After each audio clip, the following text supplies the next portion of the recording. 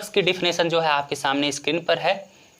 किसी वैद्युत क्षेत्र में किसी काल्पनिक पृष्ठ से होकर गुजरने वाली वैद्युत बल रेखाओं की संख्या के माप को क्या कहा जाता है? वैद्युत फ्लक्स कहा जाता है। और वैद्युत फ्लक्स को हम किससे प्रदर्शित करते हैं? फाई से प्रदर्शित करते हैं। और यह एक अदिश राशि होती है, यह एक स्केलर क्वांटिटी होती है। तो दोस्तों आइए हम वैद्युत फ्लक्स को एक विजुअल इफेक्ट्स यानी कि स्क्रीन के माध्यम से समझते हैं। तो हमारी स्क्रीन पर देखिएगा एक वैद्युत क्षेत्र है और वैद्युत क्षेत्र बन रहा है किससे? यह वैद्युत आवेश से बनता है और आवेश से बनता है वैद्युत क्षेत्र। और वैद्युत क्षेत्र में होती हैं वैद्युत बल रेखाएं जो वैद्युत क्षेत्र का अविरत प्रदर्शन करती हैं। तो देखिएगा इसी वैद्युत बल रेखाओं के बीच इसी वैद्युत क्षेत्र में एक काल्पनिक पृष्ठ हमने लिया है जिसका क्षेत्रफल क्या है? a है। तो इस क्षेत्रफल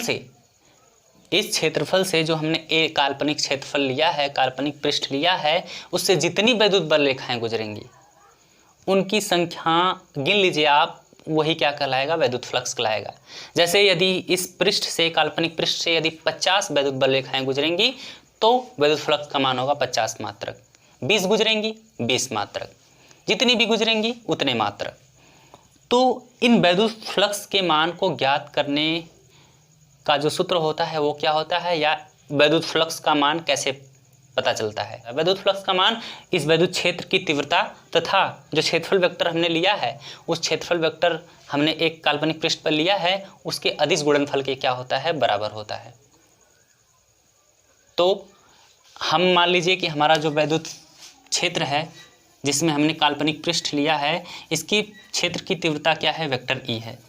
मान लीजिए हमने जो यह वैद्युत क्षेत्र लिया है इसकी तीव्रता क्या है? वेक्टर ई है।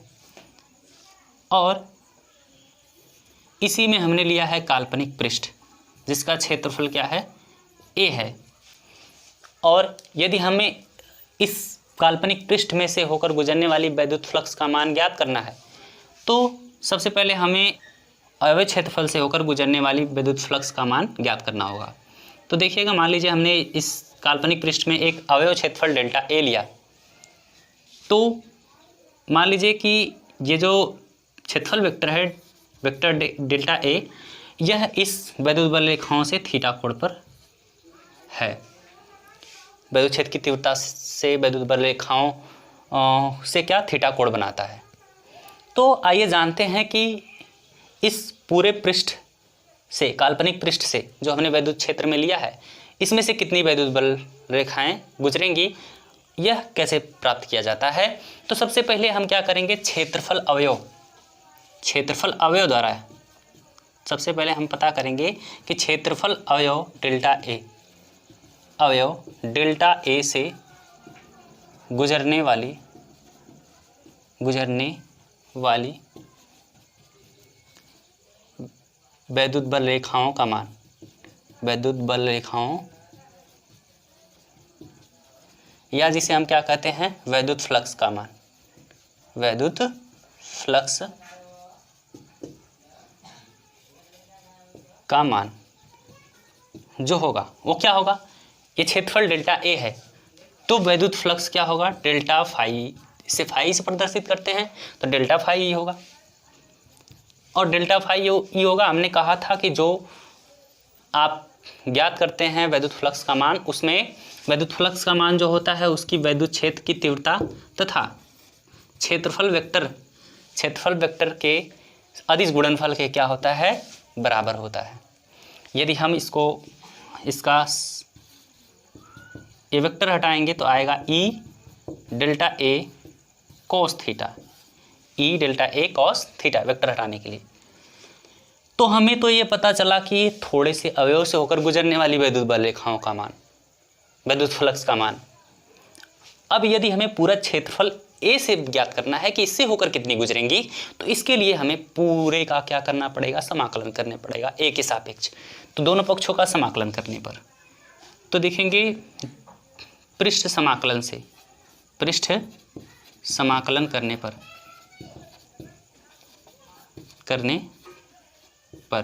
देखिए क्या होगा। जब इसका समाकलन कर देंगे तो डेल्टा फाई की जगह जब समाकलन का मतलब पूरे से होकर गुजरने वाला तो फाई हो जाएगा। क्या हो जाएगा? फाई।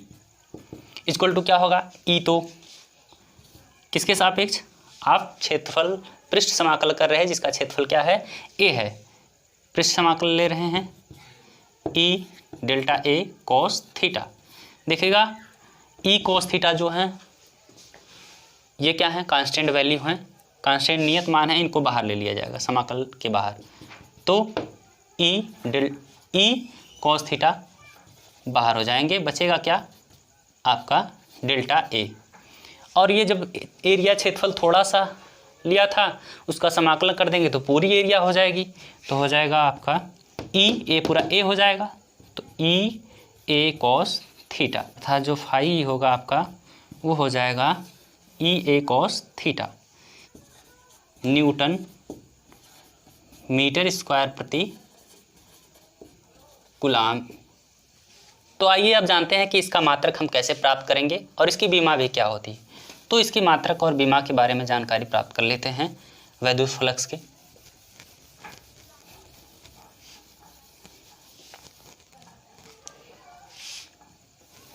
देखिएगा वैद्युत फ्लक्स का मात्रक और बीमा।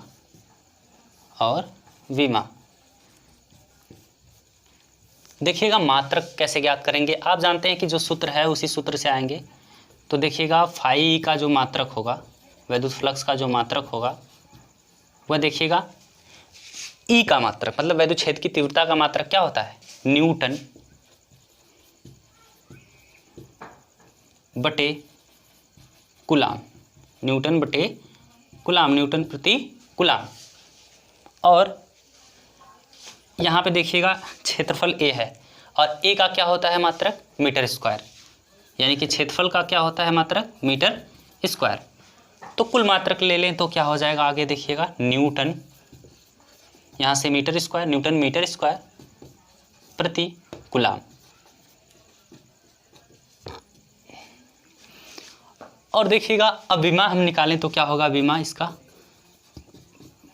विमा किसकी, फाई ई की विमा, फाई ई की विमा क्या होगी, क्या होगी इसकी विमा, पहले किसकी विमा, वैद्युत क्षेत्र की तीव्रता की विमा। और वैद्युत क्षेत्र की तीव्रता की विमा के लिए पहले न्यूटन यहाँ से देख लीजिएगा, इसी सूत्र से हम निकाल दें। न्यूटन का क्या होता है mL/-2, यहाँ से मीटर क्या हो गया L² अपान कूलाम क्या होता है, कूलाम Q बराबर IT यानी कि AT क्या होता है AT। ये हमने पिछले वीडियोस में बताया भी है कि आवेश का क्या होता है विमा, AT होती है विमा। देखिए आप इसको सॉल्व कर देंगे तो क्या हो जाएगा, m⁻1 L⁻2 3 और आपका T⁻2 इधर -2 है, एक और जाएगा क्या हो जाएगा -3 और A ऊपर जाएगा क्या हो जाएगा, A इनवर्स हो जाएगा A⁻1। तो इस तरह से ए फाई की क्या हो गई, बीमा हो गई।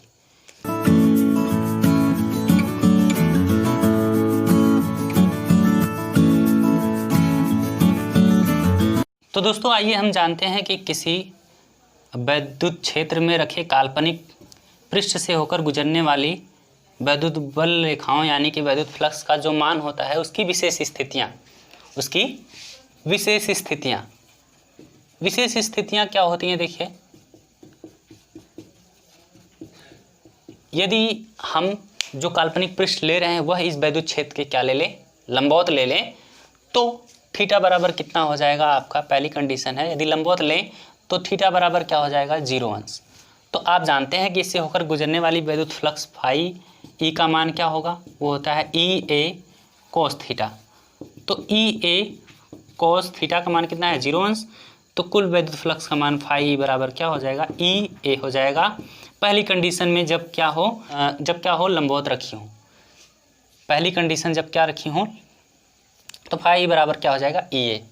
दूसरी कंडीशन है जब वैद्युत बल रेखाओं या वैद्युत क्षेत्र के काल्पनिक पृष्ठ क्या हो समांतर रखी हो, तो थीटा बराबर क्या हो जाएगा आपका 90 डिग्री। तो वैद्युत बल रेखाएं क्या होंगी, कितनी गुजरेंगी, फाई का मान क्या हो जाएगा ई ए कॉस 90 और ई ए कॉस 90 यानी कि ई ए कॉस 90 का मान 0, तो पूरा क्या हो जाएगा, फाई का मान क्या हो जाएगा आपका 0 हो जाएगा, पूरी वैद्युत फ्लक्स का मान क्या हो जाएगा 0 हो जाएगा। अब विजुअल इफेक्ट्स के माध्यम से देखिएगा, जब हम क्या कर रहे हैं, लंबवत रख रहे हैं किसको, काल्पनिक पृष्ठ को वैद्युत क्षेत्र के, तो उससे अधिकतम या ज़्यादा से ज़्यादा वैद्युत बल रेखाएं गुजर रही हैं, यानी कि वैद्युत फ्लक्स का मान अधिक हो जा रहा है। और जब हम उसको समांतर रख दे रहे हैं उस काल्पनिक पृष्ठ को उस वैद्युत क्षेत्र के, तो देखिए उसमें से कोई वैद्युत बल रेखाएं नहीं गुजर रही हैं, तो वैद्युत फ्लक्स का मान क्या हो जा रहा है, 0 हो जा रहा है। तो आइए अब हम जानते हैं गॉस की प्रमेय के बारे में, गॉस की प्रमेय के बारे में।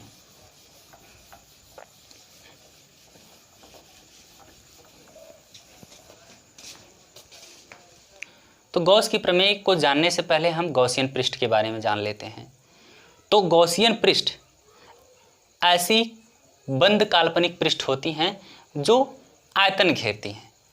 जैसे आपका कोई गोला हो गया, स्फीयर हो गया, तो वो भी बंद है, तो वो एक आयतन घेरता है।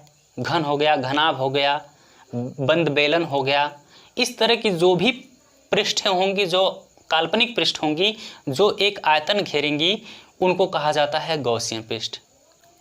और गॉस की जो प्रमेय है, वो गॉस की प्रमेय इन्हीं गॉसियन पृष्ठ पर आधारित है। तो आइए जानते हैं कि गॉस की प्रमेय किसके संबंध में है।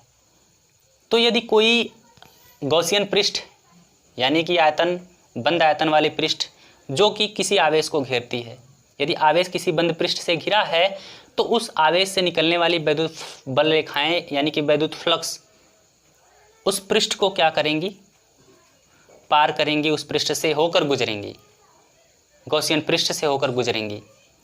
तो गॉस की प्रमेय में इस वैद्युत फ्लक्स जो कि उस पृष्ठ से, गॉसियन पृष्ठ से गुजर रहा है, उसके तथा उस नेट आवेश जो कि घिरा है, उनका आपस में संबंध के बारे में बताया जाता है। तो आइए गॉस की प्रमेय को हम स्क्रीन पर देखते हैं। किसी बंद पृष्ठ से गुजरने वाला वैद्युत फ्लक्स फाई ई उस पृष्ठ द्वारा परिबद्ध कुल नेट आवेश का 1/ε0 गुना होता है। इसका कहने का मतलब जो फाई ई होता है, वैद्युत फ्लक्स जो फाई ई का मान होता है, यह आपका उस बंद पृष्ठ द्वारा घिरा जो कुल आवेश, नेट आवेश है, उसका 1/ε0 गुना होता है, 1/ε0 गुना होता है, यानी कि यही आपकी गॉस की प्रमेय है। और गॉस की प्रमेय का जो सूत्र यह आया है, फाई = q/ε0, यह कैसे आया है, आइए इस उपपत्ति को हम जान लेते हैं।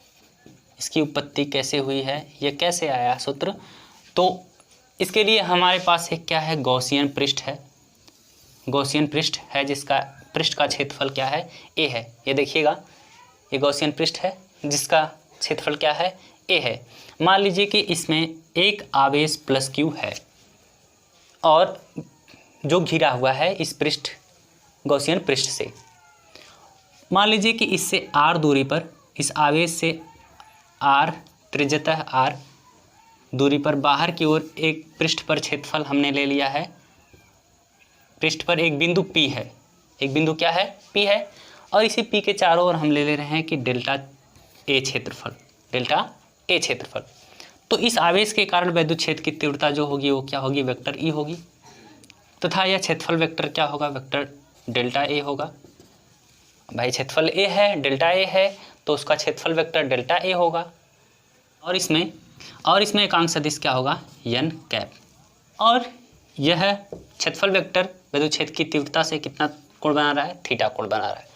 तो देखिएगा यह जो क्षेत्रफल वेक्टर थीटा कोण बना रहा है, तो देखिएगा क्षेत्रफल अवयव डेल्टा ए जो है, इससे पहले हम थोड़े अवयव द्वारा, हमें तो इस पूरे पृष्ठ से होकर गुजरने वाले वैद्युत फ्लक्स का मान ज्ञात करना है। उससे पहले हम क्या करेंगे, थोड़े से अवयव भाग द्वारा, अवयव क्षेत्रफल द्वारा कितना वैद्युत फ्लक्स गुजर रहा है उसके मान को पहले निकालेंगे।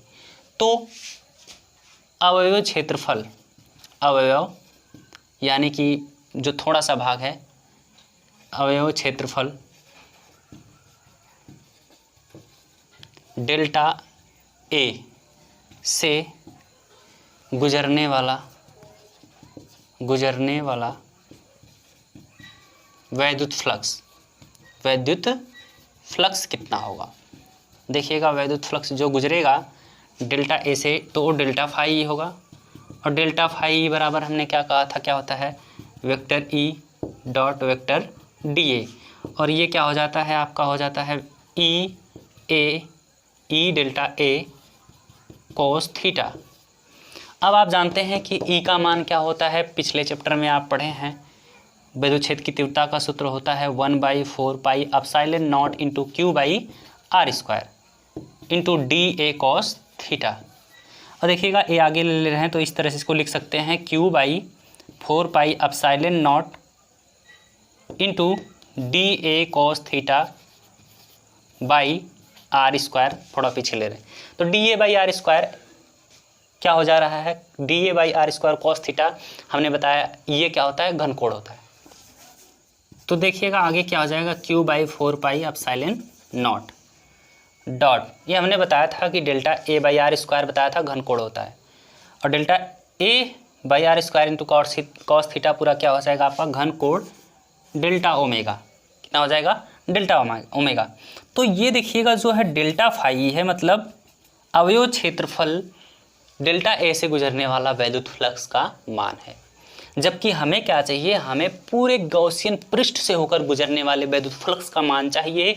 तो वो निकालने के लिए हमें क्या करना पड़ेगा, इसका समाकलन करना पड़ेगा, पृष्ठ समाकलन करना पड़ेगा।